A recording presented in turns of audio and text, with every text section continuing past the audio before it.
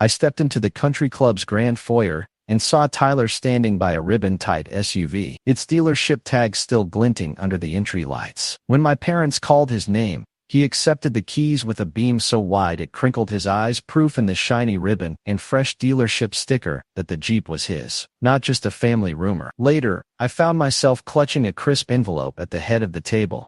I tore it open and discovered a single scratch-off ticket, its silver field untouched. Cousins nearby erupted in laughter, their eyes flicking between my face and that tiny card. I rubbed the ticket's surface until it wore thin, the hollow foil residue still on my fingers, evidence of their prank and my quiet disappointment. After the dinner, Dad cornered me by the buffet and murmured, "You're older, you know how to manage on your own." I nodded and tucked the crumpled ticket into my pocket. That whispered justification, caught in the hushed tones of his voice as servers passed by, was proof they saw me as self-sufficient rather than celebrated. A few hours later, I sat in my studio apartment, peeling open a paycheck stub stamped with my restaurant's name. Beneath the totals, my hourly wage and the night's tip pool were clear reminders that every dollar came from my own back-breaking shifts. I placed the stub next to the scratch-off, the contrast between the tidy print and the crumpled ticket, showing what I truly brought to the table. That evening, I scrolled through Instagram and found Tyler's post, the Jeep parked on a gravel driveway, afternoon sun glinting off its chrome accents. His caption read, "Earned a 3 times like a mantra." I tapped into the tagged list. My name wasn't there. The blank space, proof he'd forgotten to include me in his triumph, felt heavier than any empty seat at the dinner. I opened my laptop to check my class portal and saw the banner welcoming me to the next module in my IT certification, an online dashboard lined with completed quizzes and upcoming assignments. Next to that, my rent receipt peeked from my inbox, the landlord's confirmation stamp assuring that I'd covered every month without assistance. Those digital confirmations were proof I was building my future piece by piece, even when my family didn't notice. Pulling the Jeep's dealership tag from my coat pocket and the scratch-off ticket from my wallet, I placed them side by side on my desk. The stub of my paycheck and the screenshot of Tyler's Instagram lay below, each item bearing its own stamp of authenticity, barcodes, embossed seals, and notification timestamps. Together, they formed a mosaic of my reality, a life shaped by my own hands, not theirs. They handed Tyler the keys and gave me a ticket, because that's how they saw us. But in the quiet of my apartment, surrounded by the evidence of my own efforts, I finally understood the truth. The only validation I needed was the proof I carried with me every day. I sat at my kitchen counter and peeled the silver coating from the scratch-off until the bright letters beneath spelled out a fortune. The ticket's holographic lottery logo still gleamed in the morning light, and the clerk's signature stamped on the back shone faintly through the plastic sleeve. I'd slipped it into proof the win was genuine, not a daydream. That afternoon, I emailed the incorporation paperwork for Elmsworth Holdings LLC to the state office. When the PDF returned in my inbox, it carried the Secretary of State's embossed seal and a small watermark on every page. I printed the certificate onto heavyweight paper. The raised seal on that certificate was proof I now owned a blind trust. At my attorney's downtown office, I watched him draft our engagement letter on his firm's letterhead, the header reading Douglas and Partners, Sports and Entertainment Law. His sharp signature at the bottom, and the 3-page outline of confidentiality clauses, confirmed he'd handle my affairs without naming me. The next morning, I visited a small lottery office in another state. I handed over my trust documents and the original ticket. The clerk counted out my form, stamped it with the commission's official ink pad, and slid me a sealed envelope containing my claim check. The envelope bore the commission's return address, and the raised ink of its seal proof I'd collected every penny without a fanfare. Back home, I powered down my smartphone and logged on to each social account one last time. I clicked through the deactivation screens until my profiles vanished, leaving only blank login pages. I took a photo of that empty page, white fields, and the prompt create account proof I'd erased my digital presence. Later that day, I stopped at a corner convenience store and bought the cheapest flip phone they had. The cashier's printed receipt listed only the model and cash, beneath the store's faded logo. That crumpled slip in my wallet was proof I'd cut ties completely. My inbox pinged. It was an encrypted attachment from my attorney titled, "Next Steps."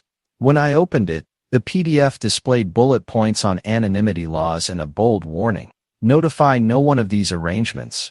His digital signature block at the end, complete with firm contact details, was proof of our pact. That evening, my new phone buzzed with a text labeled, "Mom." Her message read, "Tyler's Jeep needs ceramic coating. If you'd like to contribute, let me know." I captured a screenshot, Mom's contact icon next to her words, and saved it to my secure folder. That image was proof they carried on as if nothing had changed. I lined these artifacts on my coffee table, the holographic ticket in its sleeve, the LLC certificate, the stamped claim envelope, the photo of blank social media logins, the cheap phone receipt, the attorney's PDF with his signature, and Mom's text screenshot. Each bore its own mark of authenticity: seals, watermarks, signatures, headers that confirmed the truth of every step. Holding them together, I realized this new life was both real and irrevocable, built on evidence as solid as paper and pixels. I kept my crisp chef's jacket hanging in the corner, while I spent evenings buried in a stack of tech pitch decks. One night I read an email from those 3 ex-coders. "Thank you for your partnership," with a PDF attachment showing my name listed as investor on their company's stock ledger. Opening that document, I saw my initials beside their startup name and the notary stamp at the bottom, proof I'd quietly become a silent partner. A few months later, another email arrived from a government procurement officer. The subject line read "Award Notification," and inside was a letter on official letterhead, congratulating the small team on winning a major contract. The letter bore the agency's seal pressed into the paper. I printed it and tucked it into my filing cabinet, proof that my faith in their code had landed them real work beyond our tiny circle. Meanwhile, I logged into my banking app one evening and discovered several cleared payments titled Educational Loan and Medical Biller. Each line showed the name of the institution and a memo reading "Account closed." I smiled at the screen. Those entries, and the final zero balance, were proof I had erased every lingering debt without mentioning it to anyone back home. The next week, I slipped my apron over my arm and handed it to the restaurant's general manager. She peered over the counter at my final paycheck stub, the numbers neatly printed, and the signature at the bottom confirming my last shift. That stub, folded and placed in my drawer, was proof I'd left my old life and my daily grind by choice, not circumstance. Under the cover of night, I visited the county property office and quietly signed paperwork to acquire the very dealership where Tyler had driven off in his gifted SUV. When the clerk pushed the notary's stamped deed across the desk, I held the crisp pages against the overhead light. The dealership's logo and my shell company's name were embossed on every page, proof I now controlled the discount account he'd always bragged about. Later that evening, my phone buzzed with a message from Grandma. Her name popped up beside a heart emoji, and the text simply said, "Thank you for taking care of the house taxes." I tapped back a smiley face, then pulled up the county tax portal on my laptop. On screen, I saw her street address, and a status reading "Paid in full." The portal's header and the green stamp icon next to "No outstanding liens" were proof I'd cleared her debt without her ever knowing who'd done it. I gathered these artifacts on my coffee table: the stock ledger with my name, the sealed contract letter, the zero balance loan entries, the final paycheck stub, the notary stamped dealership deed, and Grandma's grateful text beside the tax portal screenshot. Each bore its own official mark, stamps, logos, signatures that confirmed every action was real and deliberate. In the hush of my apartment, surrounded by these proofs, I felt the weight of both lives, the cook they believed me to be, and the hidden architect building something far larger, just beyond their view. I hear Tyler's voice crackle through the line as he admits, "I clipped the curb too fast in Miami." Moments later, a message pings on my phone, a photo of his Jeep's bumper hanging loose, chrome bent inward, tumbled gravel at the wheel. The image's metadata shows it came straight from his camera roll, geo-tagged near the shoreline. Next, an attached repair estimate breaks down parts and labor costs under his name, the auto shop's logo stamped at the top, proof his recklessness left a real dent. A day later, Dad's message shows up as a saved voicemail on my screen. I press play and hear him clear his throat before saying, "You were always more responsible." Tyler's still finding his way. In the app, I swipe to view the call details. Dad's contact icon, the length of the recording, and the exact time it arrived. Proof their insistence that I pick up his slack persisted unabated. That evening, my phone buzzes with a tearful voicemail from Mom. Through her sobs I catch, "We didn't think you'd be this cold," followed by the hush of her shoulders shaking. The file's waveform pulses on my phone, and I tap the transcript to see her exact words overlaid on the screen. It's undeniable evidence. She expected me to bail Tyler out once more. Curious, I log into the hiring portal for Meridian Solutions, a startup I secretly back. Under new applicants, Tyler's name appears with a discrete folder icon labeled Internal Referral. I click in and see his resume alongside other candidates, and a small note from HR flagged Family Connection. The highlighted tag in that internal remark, visible only because I own the company, are proof he tried to lean on our name rather than earn his spot. That night,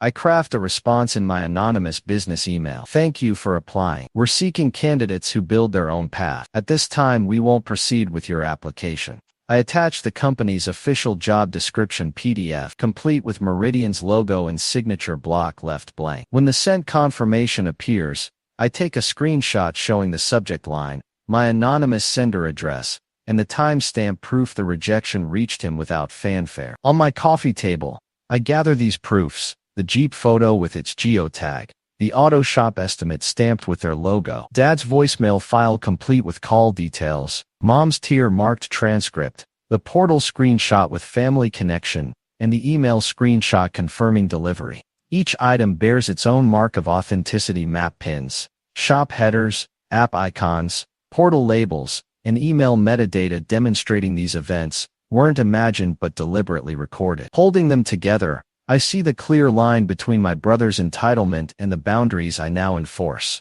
Their surprise won't erase these truths. In fact, these pieces of evidence are all I need to prove this new chapter has begun. I sat at the head of the polished wood table as my mother cleared her throat, calling everyone's attention back to the question of Tyler's future. I placed my tablet flat in front of her, the screen already lit on the transfers page. In neat columns, each entry showed Elmsworth Holdings wiring funds to Jackson's Bakery, and the memo line read Community Support. Beside the ledger, an email printed from the bakery owner expressed relief after her ovens broke down, describing how those deposits kept her doors open, proof that those transfers were real, not imagined generosity. I tapped the screen once, and the table shifted to an invoice from St. Mark's Church. The header bore the parish's ornate crest, and below, roof restoration was stamped next to a detailed cost breakdown. A pastor's note was scribbled in ink along the margin: "Bless you, our secret benefactor." The rich texture of the embossed seal, and the sideways flourish of his handwriting convinced everyone this gift had covered every cracked shingle, not just quiet charity. Next, a spreadsheet appeared showing rows of grant awards to Emily's after-school program. In each beneficiary column, her name glowed, while the donor field was blank, until I clicked the hidden drop-down to reveal Elmsworth Trust. A thumbnail image beside it captured children's bright faces in a sunny classroom, the mismatched desks and colorful murals evidence of her nonprofit's impact. The hush that fell over the room was proof I'd helped her succeed without fanfare. My mother's face tightened, and she slammed her fist on the table, the silverware rattling like a startled bird. "You lied to us," she accused, eyes damp with hurt. The sudden clatter underscored her betrayal, and I could see the tremor in her voice was real, not dramatized. I leaned forward, my voice steady as I replied, "No, you never asked who I was becoming." Around me, shoulders slumped as they realized every dinner I'd attended carried that quiet purpose. Every smile masked deliberate choice. Reaching into my pocket, I produced a single cream-colored envelope, sealed with dark wax. When I peeled it open, I pulled out a letterhead, paper stamped with the seal of Elmsworth Trust, and read aloud its promise: a college fund gifted to Tyler's future child, release only upon proof of graduation and certification. There was no flashy car, no lump sum, just a commitment tied to merit. Laying the letter beside my untouched plate of turkey, the soft rustle of the paper was proof this final gesture rested on his own achievement, not my endless bailouts. I stood, draped my coat over my arm, and walked away. Behind me I heard Aunt Clara exhale, the scrape of chairs and whispered questions rising, but I did not look back. Outside, the crisp autumn air greeted me like a promise. I had shown them every piece of evidence: transaction memos, invoices, spreadsheets, handwritten notes, and sealed letters, and with that proof in hand, I finally reclaimed my boundaries and my peace. I turned the heavy brass key in the lock of my weathered cabin and pushed open the door, the scent of salt and cedar greeting me like an old friend. On the wall hung the framed lease agreement from the Mendocino County Recorder's office, its raised seal and clerk's signature a quiet testament to the distance I'd put between myself and the past. Each morning, I sank into an armchair by the window, the chipped armrest, polished smooth by long afternoons, lost in the pages of a dog-eared classic I'd scavenged from the town library, proof that in this new life, curiosity guided me more than obligation ever did. A few times a week, I walked up the gravel path to the Community Tech Center, where I taught HTML and basic coding to retirees. In my email folder, I still treasured the heartfelt messages from students like Mrs. Alvarez, who wrote of building her first personal website at age 70, and Mr. Chen, whose animated GIF filled my inbox with surprise. Those saved emails carried the sender's name and timestamp proof that my contributions here were genuine and appreciated. On each birthday, I slid an envelope into the mailbox for my parents, enclosing a fresh, unmarked scratch ticket alongside a simple note, "Thinking of you." At the bottom of their driveway, their mail slot bore fresh scratches, and the dated return address label. I'd affixed proof they received these annual reminders of possibility, even if they never scratched the surface. One afternoon, an envelope arrived, addressed in Tyler's familiar scrawl. The first few I opened to find his frustration spilling out. Accusations that I'd left him to fend for himself, his words jagged on the page. 1 year later, his tone shifted. His letter simply read, "I get it now," and bore no return address stamp. The change in ink and his neat handwriting convinced me that across the miles he had come to understand boundaries as I had. Behind the scenes, I funneled support into culinary scholarships under the name Joe's Diner Fund. Each transfer in my online banking history showed account closed beside the local college's bursar office, and the attached PDF confirmation displayed the program's logo and the student's grateful acceptance email.